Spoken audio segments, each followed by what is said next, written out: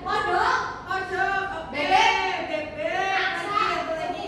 Angsa, kupu-kupu. Nah, pernah nggak sih kalian tahu gimana siklus kehidupan hewan ini dapat bertumbuh menjadi seekor katak atau kucing dewasa? Nggak tahu. Oke, kita di sini akan belajar terkait siklus hidup, yaitu metamorfosis, bagaimana hewan dapat berkembang biak dan bertumbuh secara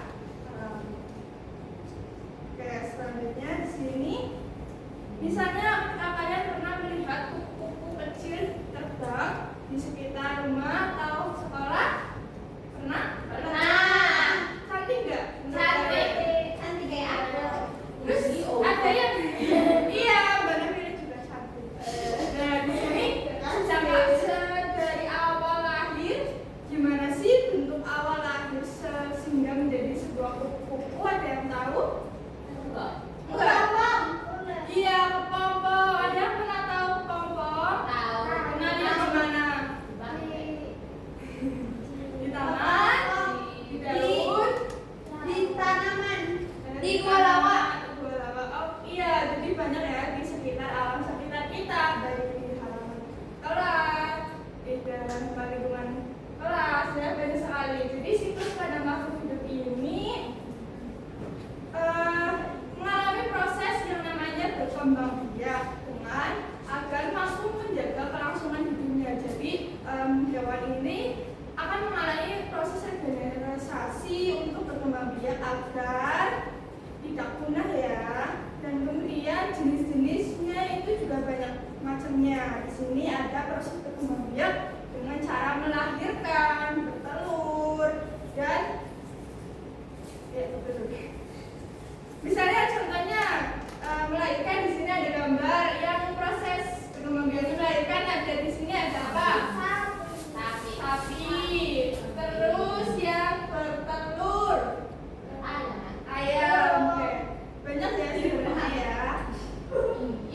Selanjutnya di sini sebagian hewan itu lahir atau menetas dengan bentuk tubuh yang mirip dengan induknya dengan berukuran lebih kecil seperti sapi, ayam, kucing, dan lain sebagainya.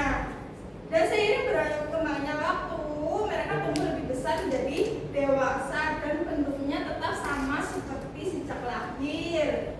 Nah, namun ada juga hewan yang saat kecil itu bentuk tubuhnya berbeda dari induknya dan mengalami perubahan bentuk yang besar sebelum dewasa. Contohnya katak, serangga, ikan, dan lain-lainnya. Nah, metamorfosis ini adalah perubahan bentuk dari tubuh hewan sejak lahir hingga sampai dewasa.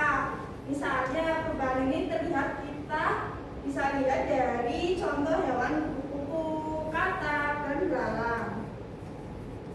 Kemudian di sini kita bisa lihat bahwa metamorfosis dibagi menjadi dua, yaitu metamorfosis sempurna dan metamorfosis tidak sempurna. Contohnya yaitu kupu-kupu, katak, nyamuk. Dan kemudian metamorfosis tidak sempurna itu misalnya dari kecoa, belalang. Kenapa bisa disebut metamorfosis tidak sempurna? Karena perubahannya itu hampir sama dari mulai hewan ini lahir ya. Jadi perubahannya itu paling dari besar kecilnya begitu.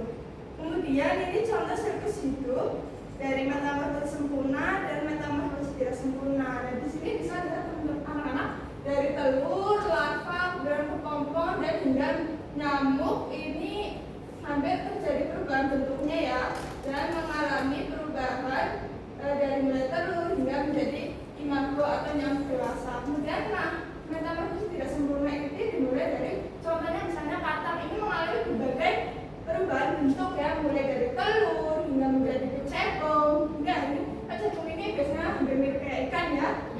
Kemudian tumbuh dengan kaki sehingga menjadi katak dewasa. Nah, di sini anak-anak akan mencoba untuk mengenali proses tahapan dari fase metamorfosis sempurna dan tidak sempurna. Jadi ibu diisi bagikannya dulu ya. Kelompok apa sendiri Bu? Satu aja.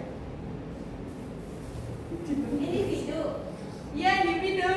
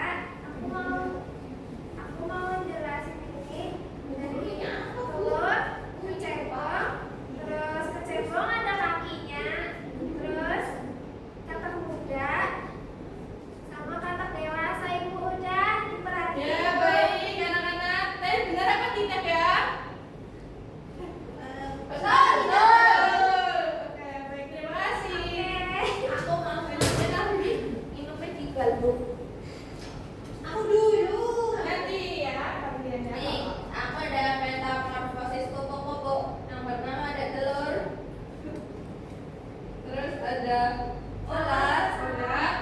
Lanjut apa lagi? pupa, kupu-kupu dewasa, muda, terus kupu-kupu dewasa. Betul apa tidak, Bu? Betul, ini termasuk metamorfosis tidak Sempurna.